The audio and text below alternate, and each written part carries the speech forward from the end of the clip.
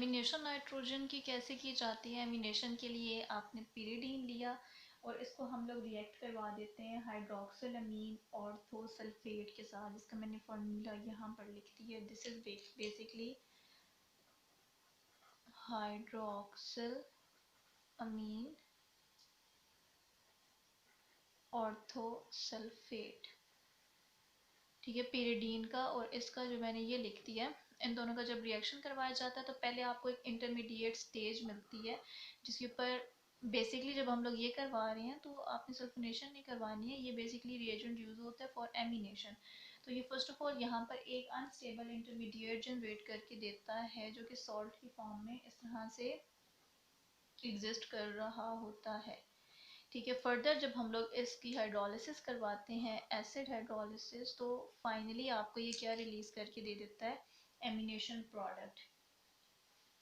तो वो यहाँ पर मैं लिख सकूँ अगर, तो वो आपके पास आ जाएगा NH2 हाई नेगेटिव और ये पॉजिटिव, ठीक है। तो ये आपको फाइनली क्या मिल गया? 1 अमीनोपेरिडीन आयोडाइड, 1 अमीनो पेरिडीन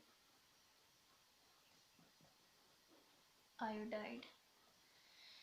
अच्छा, इस वाले को मैं इस पर थोड़ा सा आपको बताना चाह रही हूँ कि इसका स्ट्रक्चर कैसा होता है। जो हमने हाइड्रोक्सिलअमीन ऑर्थोसल्फेट बनाया है तो इसका रिएक्शन कुछ स्ट्रक्चर जो है वो कुछ इस तरह का होता है। ऑर्थोसल्फेट है ना, तो सल्फर के साथ ऑक्सीजन का बॉन्ड एंड सल्फेट O3, ठीक है। इस तरह का इसका स्ट्रक्चर होता है जिसके अंदर से बेसिकली जो होता है एमिनेशन, ये वाला ग्रुप ये रिलीज कर देता है। इसके साथ ऑब्वियसली इसका भी मैकेनिज्म है, हम बहुत ज़्यादा डिटेल के अंदर नहीं जा रहे क्योंकि आपने ओवरऑल बहुत सा कोर्स भी कवर करना है। थर्ड वाला अगर हम लोग देखें, थर्ड रिएक्शन इम्पॉर्टेंट है, वो कौन सा है? जब आप नाइट्रेशन करवा रहे होते हो, nitration eight nitrogen.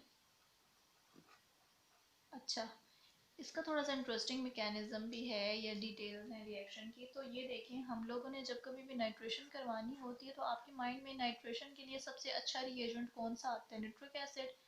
Well obviously उससे अच्छा क्या होगा अगर हम लोगों ने नाइट्रेशन करवानी हो।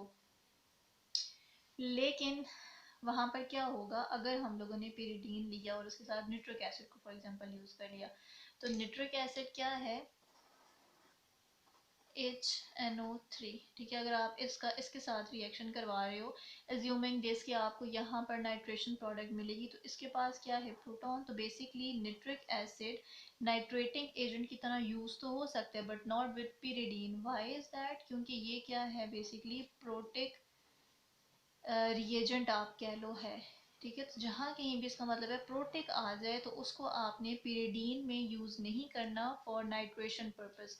तो हम लोग क्या चीज़ लेते हैं? बेसिकली कुछ भी ऐसा आप रिएजेंट ले सकते हो जो प्रोटिक ना हो, बेसिकली क्या हो? ए प्रोटिक हो। तो उसके लिए हम लोग ज़्यादातर जो यूज़ कर रहे होते हैं वो होते हैं नाइट्रोनियम के कोई भी सॉल्ट्स। तो आप क्या यूज़ करते हो?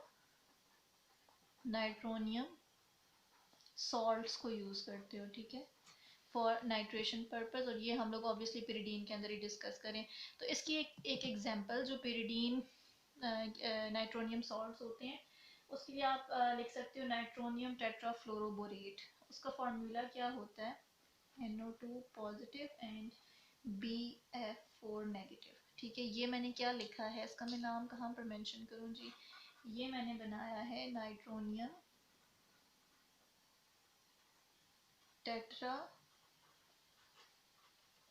फ्लोरोबोरेट है बेसिकली। तो ये सॉल्ट है, ठीक है। इसकी अच्छी बात क्या है कि ये ए प्रोटिक है, ठीक है। ए प्रोटिक है तो मतलब है कि ये यहाँ पे इसकी प्रोटोनेशन नहीं करेगा बल्कि डायरेक्टली क्या करेगा? नाइट्रेशन करेगा। इसके लिए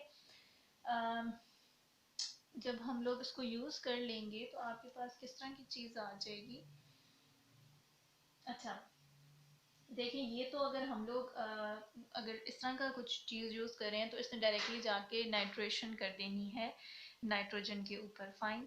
लेकिन अगर आपने पिरिडीन को अनसब्स्टिट्यूटेड फॉर्म के अंदर यूज़ किया और फिर आपने कोई नाइट्रोनियम या कोई भी सॉल्ट आपने यूज़ किया, तो यहाँ पे जो नाइट्रेशन होगी वो नाइट्रोजन का और इस वाले नाइट्रोजन का बेसिकली आपस में ओवरलैप इजी होता है और उसकी वजह से एक स्टेबल किस्म का मॉलिक्यूल बन जाता है, ठीक है। लेकिन हम लोग ज़्यादातर जब नाइट्रोजन की नाइट्रेशन करवा रहे होते हैं जो कि पिरिडीन का पार्ट है, तो उसके अंदर हम लोग इसको जो रिजल्टेंट प्रोडक्ट आता है आप उसको फर्दर नाइट्रेटिंग एजेंट के तौर पर यूज़ करते हो डिफरेंट सबस्ट्रेट्स के अंदर। मैं क्या कहना चाह रही हूँ, मैं इसको यहाँ पर कंप्लीट कर देती हूँ कि अगर हम लोग इससे बनाएं तो आपको क्या चीज़ मिल जाएगी,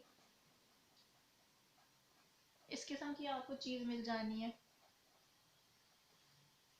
ठीक है। लेकिन जो ये वाला बनता है यहाँ पर, इसका जो बॉन्ड बनेगा वो स्ट्रॉन्ग होगा, ये स्टेबल हो जाएगा। स्टेबल होने की वजह से ये एज अ नाइट्रेटिंग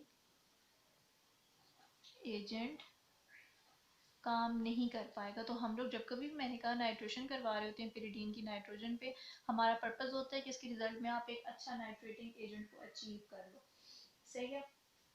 लेकिन आ, अगर आपका पर्पस ये है कि जी आपने से नाइट्रेटिंग एजेंट बनाना है, तो हम लोग क्या कर सकते हैं, वेल देखिए उसका मतलब ये है कि आप इसके गिर्द क्या कर दो, बल्कियर ग्रुप लगा दो, लेकिन इतने बल्कियर लगाओ कि वो फिर भी अलाउ करें कि नाइट्रोजन यहाँ पर ही आए, नाइट्रेशन यहाँ पर ना हो। इसका मतलब ये है कि अगर हम लोग मॉडरेटली सब्स्टिट्यूटेड ग्रुप इसकी अल्फा पोजीशन पे लगा दें, तो उससे जो बनने वाला ये सॉल्ट होगा वो फिर भी इस पोजीशन के अंदर होगा कि वो नाइट्रेटिंग एजेंट की तरह एक्ट कर सके। क्यों? क्योंकि बेसिकली यहाँ पर क्या होता है कि जो स्टेट्स होते हैं यहाँ पर जो दो ऑर्थो पोजीशन पे, ये जो रेजोनेंस ओवरलैप हो रहा है नाइट्रो ग्रुप का और रिंग का, इसको क्या करते हैं, इनहिबिट कर देते हैं और इसकी रिएक्टिविटी को as a nitronium ion donor बढ़ा देते हैं। तो आप अब इसको कंसिडर करो कि अगर आपका पर्पस ये है कि आपने जिस नाइट्रोजन की ही नाइट्रेशन करनी है तो वेल एंड गुड, लेकिन अगर आपका पर्पस इसको अचीव करना है तो उसके लिए फिर हम लोग एक और रूट से जाते हैं, हम इसको नहीं लेते हैं बल्कि आप मॉडरेटली सब्सटीट्यूटेड पिरिडीन को ले लेते हो। मॉडरेटली वेल क्या हो सकता है, अगर मैं यहाँ पर टर्शियरी ब्यूटाइल ग्रुप्स को लगा दूँ तो वो तो हैवीली सब्सटीट्यूटेड और बल्कियर हो जाएगा, तो हम मॉडरेटली बल्कियर ग्रुप लगाते हैं जो कि मेथल है। अब इस वाले फॉर्म में जब आप अगेन नाइट्रोनियम टेट्राफ्लोरोबोरेट को यूज़ करते हो ना, NO2 पॉजिटिव BF4 नेगेटिव, तो साथ में वेल हम लोग सॉल्वेंट्स जो यूज़ करते हैं, अगर मैं सारी कंडीशंस लिखूं, और ये होता है रूम टेम्परेचर पे, तो हम लोगों को क्या चीज़ मिल जाएगी इसके रिजल्ट में, यहाँ मैंने बॉन्ड शो किया था जस्ट टू मेक श्योर कि यहाँ पर इन दोनों का ओवरलैप हो पाया है, कोई स्टेरिक्स नहीं थे, लेकिन यहाँ पर मैं नहीं लिख रही हूँ, ठीक है। इस ना लिखने का मकसद ये है कि दो नाइट्रोजन ने इसके साथ एक तरह से एफिलिएशन शो करने की कोशिश की है, बट जो इनका ओवरलैप है वो इतना स्ट्रॉन्ग नहीं है। जब स्ट्रॉन्ग नहीं है तो उसका मतलब ये है कि अब अगर ये आप इसको किसी भी और स्पीशी के साथ ट्रीट करवाते हो और आपका पर्पस ये होता है कि उसकी नाइट्रेशन हो जाए, यहाँ पर बेंजीन कंसिडर करें जी, ठीक है। ये हम लोगों ने ले लिया, तो अब यहाँ पर ये इसके साथ एक्ट करके क्या जनरेट कर देगा,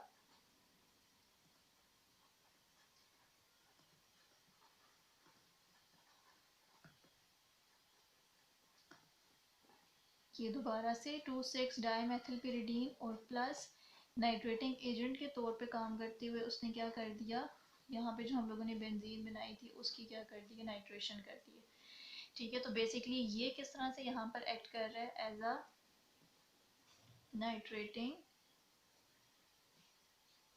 एजेंट, ठीक है। और यहाँ पर क्या हो गई है, इस बेंजीन की नाइट्रेशन हो गई है, और ये सब हुआ किस वजह से है, इन ग्रुप्स की वजह से, कि उन्होंने यहाँ पे इसको ओवरलैप नहीं होने दिया। अगर आप ये ना यूज़ करते और ये वाली चीज़ बन जाती है एक दफ़ा, इसकी अगर फॉर्मेशन हो जाती तो फिर पॉसिबल नहीं रहता कि आप इसको as a nitrating agent use करो, क्योंकि इन दोनों का काफ़ी ज़्यादा स्ट्रॉन्ग किस्म का ओवरलैप होता है।